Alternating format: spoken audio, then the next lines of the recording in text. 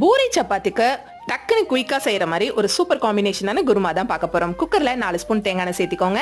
பட்டை, கிராம்பு, ஒரே ஒரு அன்னாச்சிப்பூ, ஒரு பிரியாணி இலை, கொஞ்சம் கடல் பாசி, கிராம்பு மட்டும் சேர்த்து தாளிச்சிட்டு ஒரு பச்சை மிளகாயை 2ஆக கட் பண்ணி சேர்த்திக்கோங்க. ஒரு கொத்து கருவேப்பிலை, 2 பெரிய வெங்காயம் நீல வாக்கில் கட் பண்ணி சேர்த்திக்கலாம். வெங்காயம் லைட்டாக வணங்கினதும் இஞ்சி பூண்டு பேஸ்ட் 1.5 ஸ்பூன் சேர்த்துங்க.